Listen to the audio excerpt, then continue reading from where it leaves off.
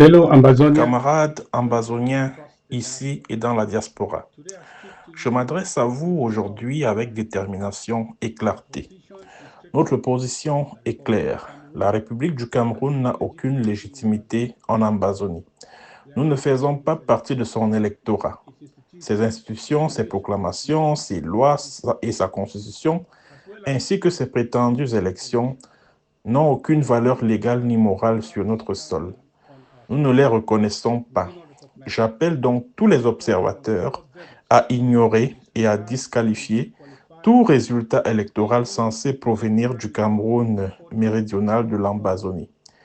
Nous avons été témoins du schéma habituel du vol organisé, un rituel frauduleux orchestré par l'appareil corrompu du RDPC, composé d'administrateurs coloniaux, de responsables des LECAM, de piliers du parti, de soldats et de voyous à gages.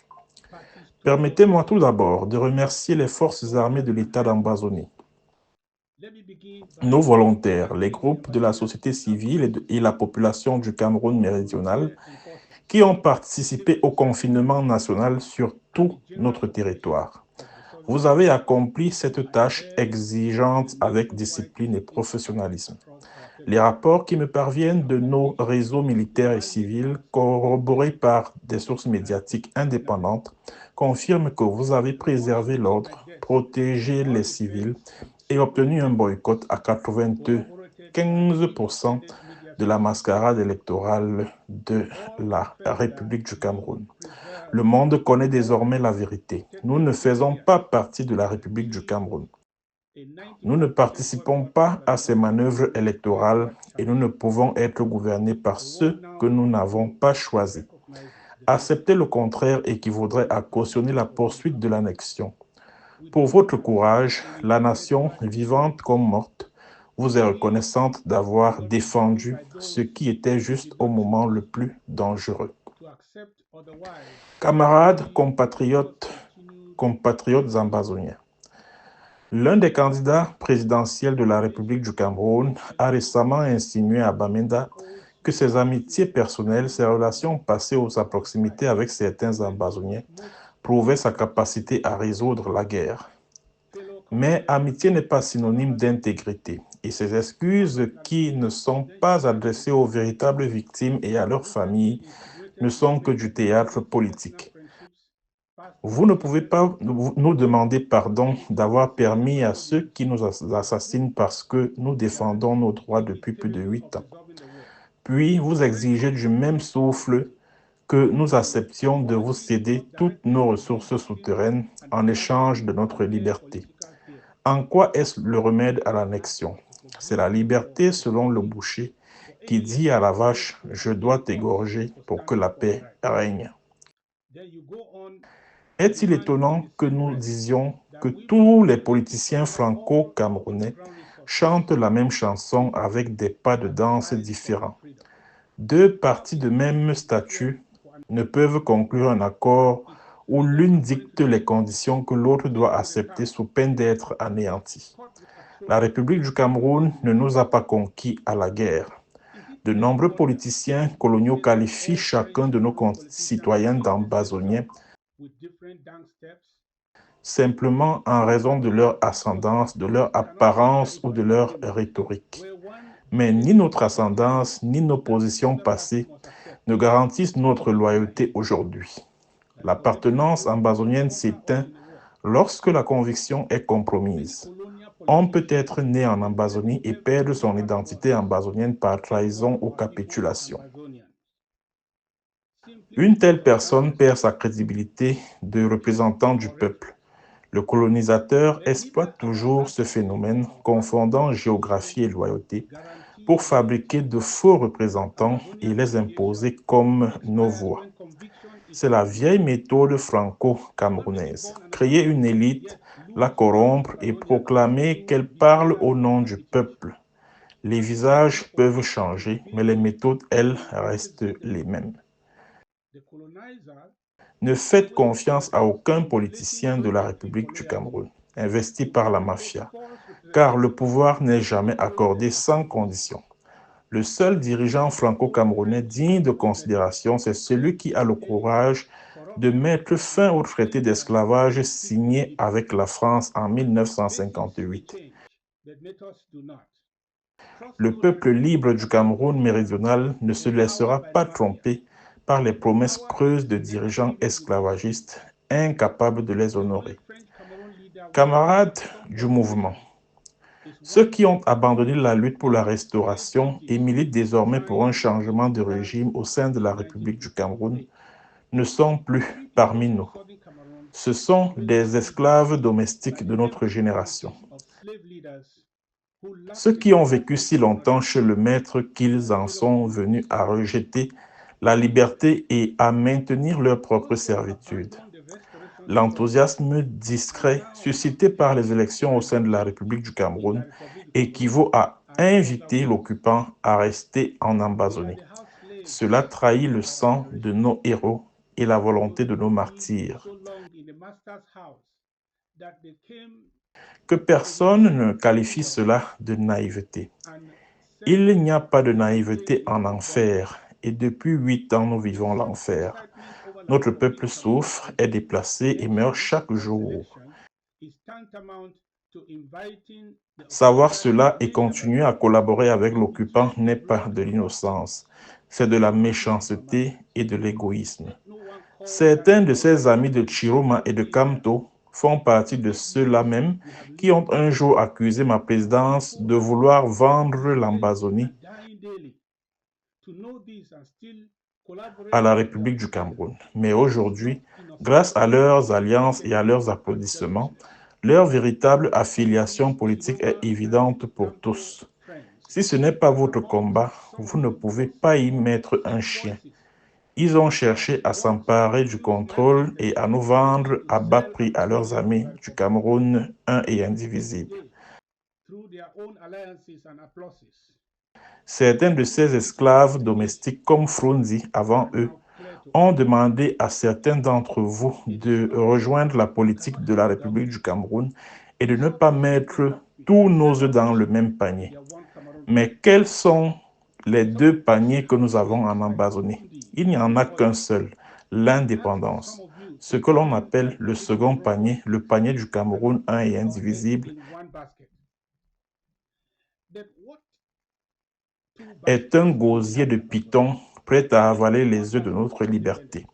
Y placer nos œufs, c'est capituler ou trahir. Soyons clairs, un Cameroun unique, fédéré, ne remplacera pas l'indépendance. C'est son contraire. Nous ne devons pas nous laisser tromper, retarder ou détruire, ni par la cupidité, la stupidité, la faiblesse ou la corruption. Nous sommes un peuple libre et si jamais nous décidons de rejoindre un autre pays, nous devons négocier en tant que peuple libre notre égalité avec le Cameroun français de 1961 doit d'abord être pleinement rétabli et reconnu avant que nous ne puissions prendre toute décision souveraine concernant notre avenir. Toute autre solution serait une annexion déguisée. Historiquement, le peuple du Cameroun méridional a été soumis à des puissances étrangères successives, la Grande-Bretagne, l'Allemagne, puis de nouveau la Grande-Bretagne, avant d'être annexé frauduleusement par la République du Cameroun.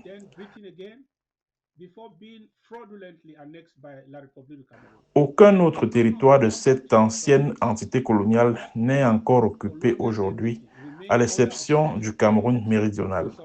Nous n'avons pas été maudits par Dieu à vivre perpétuellement assujettis. Nous avons restauré notre souveraineté et nous la défendrons. Ce n'est que dans la liberté que nous déciderons de notre destin.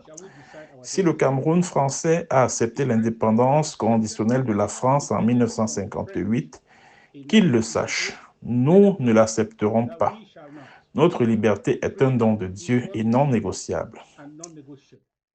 Camarades combattants, ce conflit ne sera résolu à aucune table dressée par les acteurs retraités ou compromis. ceux qui ont troqué leurs principes contre leur position ou leur confort personnel. Un règlement véritable et durable doit impliquer ceux qui représentent la volonté vivante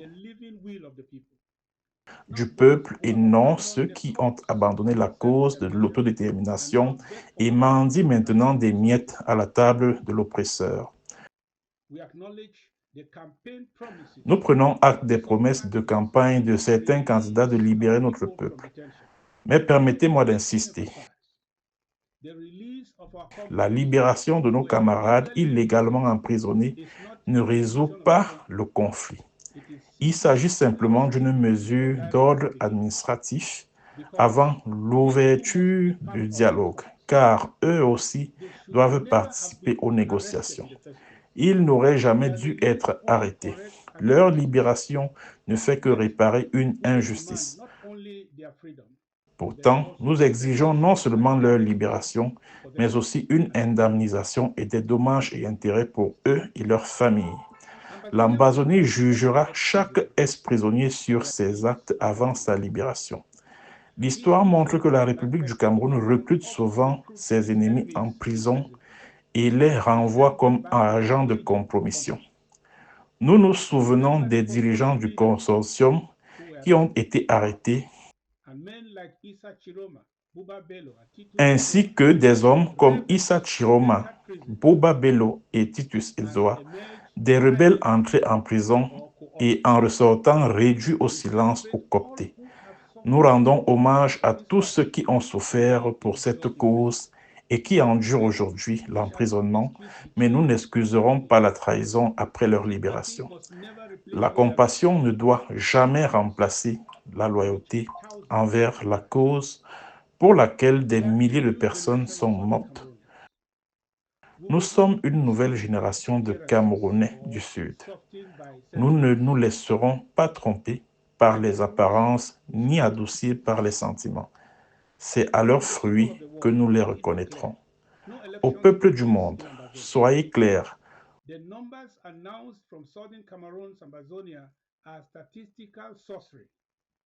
Aucune élection n'a eu lieu en Ambazonie. Les chiffres annoncés pour le Cameroun méridional relèvent de la sorcellerie statistique, une fraude éhontée.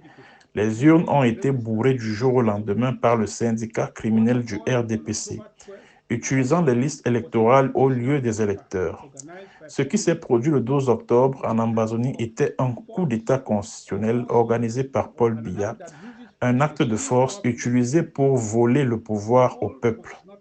Le monde ne doit pas cautionner cela pour ensuite condamner un coup d'État militaire lorsqu'il se produira au Cameroun. Dans le Cameroun d'aujourd'hui, les bulletins de vote ne sont qu'une façade. Le pouvoir ne vient pas des urnes, mais de Paris. La junte de Yaoundé craint la vie en dehors du pouvoir. Elle s'accroche au pouvoir, non par patriotisme, mais par instinct de survie.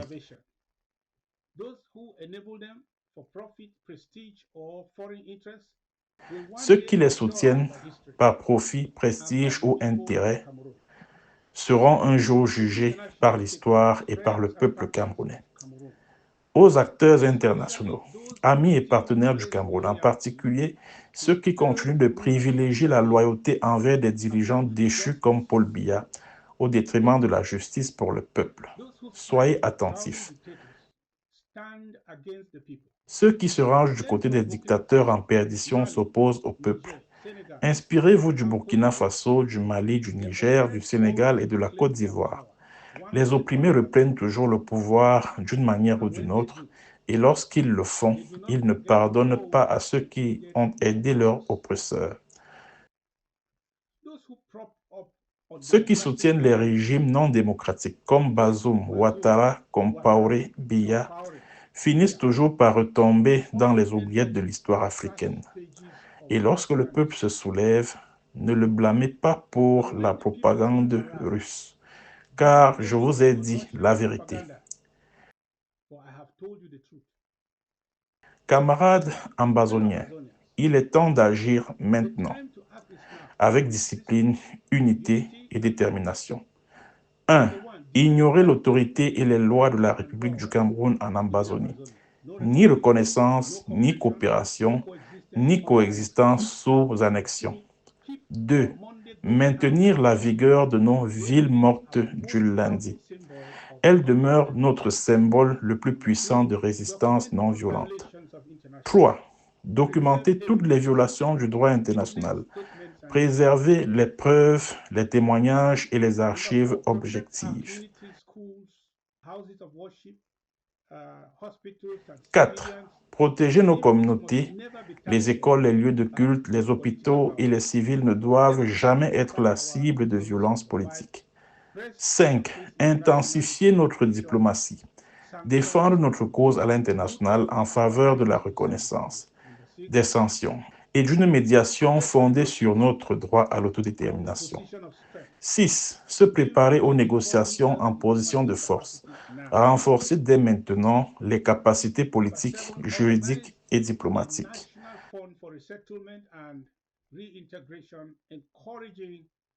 7. Organiser un fonds national pour la réinstallation et la réintégration en encourageant nos personnes déplacées à préparer leur retour.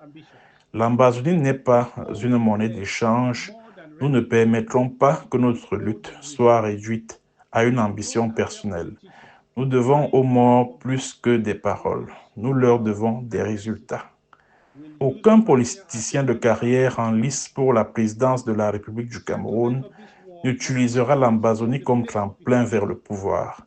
Le règlement de cette guerre doit se faire sur la base de l'égalité. Comme au début, 2 États de statut égal. Ainsi en sera-t-il à la fin.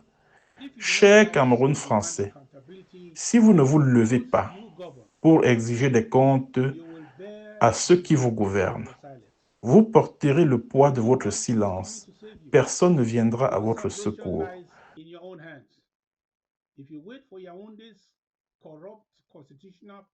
Votre salut est entre vos mains. Si vous attendez que le Conseil constitutionnel corrompu de Yaoundé vous accorde la liberté, votre destin restera l'otage de la tromperie. Personne ne gagne véritablement les élections au Cameroun, car il n'y a jamais d'élection authentique. Un processus qui ne peut transférer le pouvoir n'est pas une démocratie, c'est du théâtre. Ceux qui ont participé à cette non-concurrence ont été trompés. Dans une dictature, le pouvoir est soit pris par le peuple, soit donné par le dictateur, jamais gagné par des suffrages. Si vous refusez de défendre votre choix souverain, oubliez complètement les élections. En tant que voisins de toujours, nous vous mettons en garde. La cabale Franco-Boulou et Singan, qui dirige actuellement Yaoundé, mène votre pays à l'autodestruction. Si vous ne vous dressez pas ensemble, vous périrez. Et si vous vous levez ensemble, vous survivrez peut-être.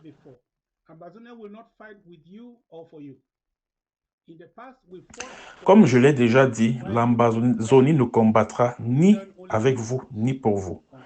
Par le passé, nous nous sommes battus pour tout, tandis que vous preniez tout et répondiez par des insultes, les Biafrais, les Bamenda, les deux pieds à gauche, les anglophones, etc.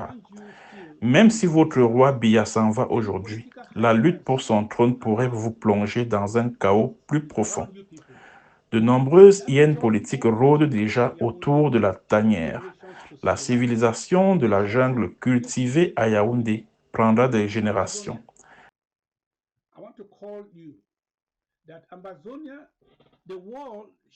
Préparez-vous. Vos poulets rentrent à la maison.